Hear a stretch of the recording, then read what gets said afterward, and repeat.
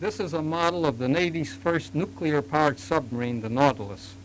It doesn't show the exact shape or the length, but it does show how the nuclear power plant works. The model is so made that I can take off part of the hull to show you what the inside looks like. Can you please take this off?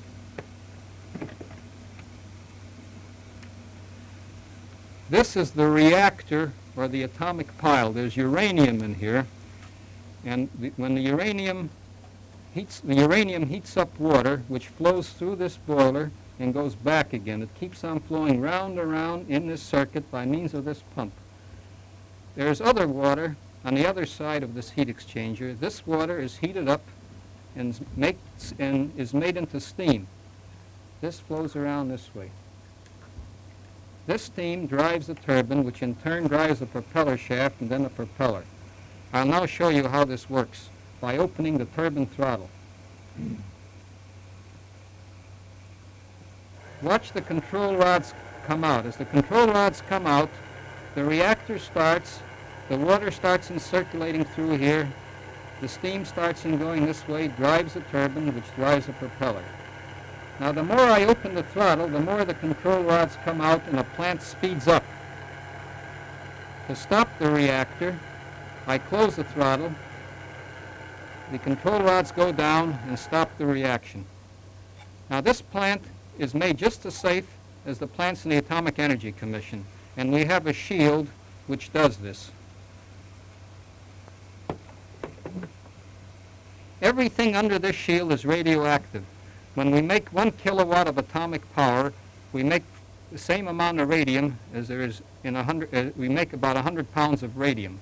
Now a man can walk over this shield and through the ship, and he will not be irradiated dangerously over a long period of time. Everything outside the shield is not radioactive, so that the steam coming into the turbine is perfectly all right for anyone to be close to. Okay, boys.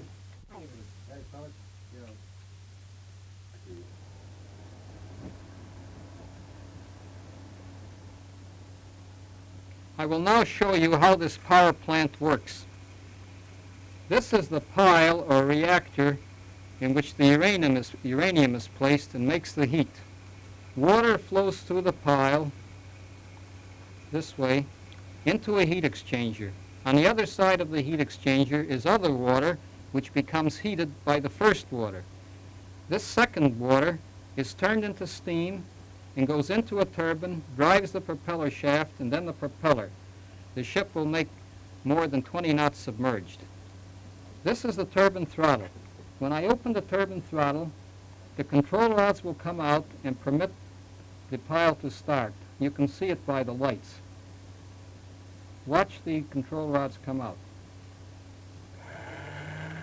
Now you can see the water going through here, through the pile and back again, being pumped by this pump. You can also see the steam going through the turbine and coming back again. Now this plant is safe from a radiation standpoint. We have a shield to cover the parts that are radiated. Everything below this shield is radioactive and everything outside of it is not, so that a man can walk over the shield and through the ship. You can understand the importance of shielding when I tell you that to make 1 kilowatt of power produces the equivalent of 100 pounds of radium, and there are only 5 pounds of radium in the whole world.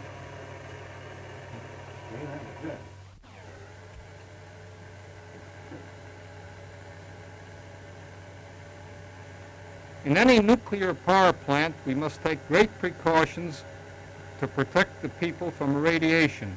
You can readily understand this when I tell you that when we make 1 kilowatt of power in a nuclear power plant, we generate the equivalent of 100 pounds of radium. And today in the whole world, there are only 5 pounds of real radium.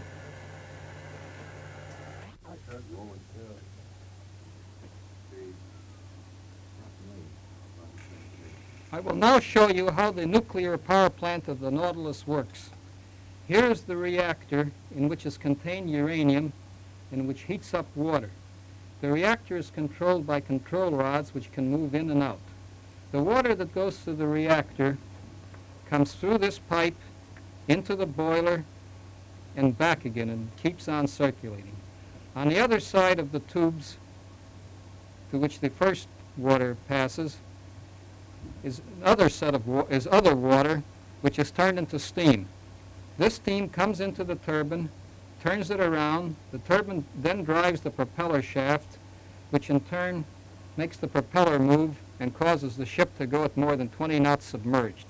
Here's the turbine throttle. Now I'll show you what happens when we start up the turbine. Watch the control rods come out.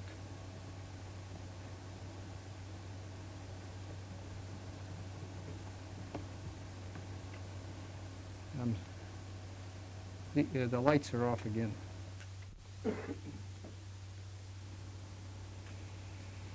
This is a turbine throttle. When I open the turbine throttle, the control rods of the reactor move out. Now you just watch them moving out. And as they move out, the reaction starts, as you can see by the lights. No lights again.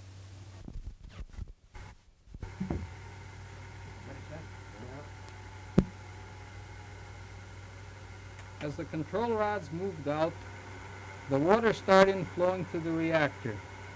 The water came here through the boiler and back again into the reactor. The water on the other side of the boiler tubes was changed to steam and came this way through the turbine, round and round.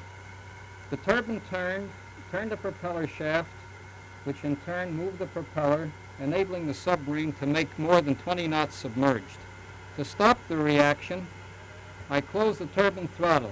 Watch the control rods go down, which shuts off the reactor and stops the flow of water in the reactor. Is that all right?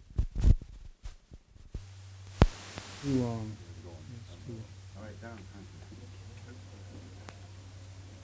This is the first American submarine, a Turtle. It was invented by Dr. Bushnell of Connecticut. His idea was to use it against British men of war in New York Harbor in 1776, at the time George Washington was being besieged there. He operated the submarine by means of this lever which turned the propeller, causing the submarine to move. At the rear end of the submarine he had a bomb which he intended to attach to the ship itself, causing the ship to blow up. This is the first example of unification because Dr. Bushnell's brother, who was supposed to have operated the ship, became sick, and we got an Army sergeant to run it. Now, what's the next picture we put up there? I'm rolling. This chart shows that 1 pound of uranium is equal to 2,600,000 pounds of coal. Here's the pound of uranium, which in comparison is so small that it's represented by a pinpoint. 1 pound of uranium is also equal to 360,000 gallons of gasoline. All right, stop the handkerchief. Okay, I'm going. This shows the inside of one of the fleet-type submarines which we used in the World War against the Japs. These are storage batteries, and this is the rest of the machinery plant. You can see that a good deal of the ship is taken up by the machinery plant. There are about 250 batteries in this ship. This is what one of the batteries of a large submarine looked like. It weighed about a ton. By means of nuclear power, we get rid of most of the batteries. Now, do you have any? When we use atomic power on a ship, we do not need air because no oxygen is required for combustion. Take the Queen Mary, for example. She burns about 1 ton of oil every 2 minutes. To burn 1 ton of oil, she requires 15 tons by weight of air.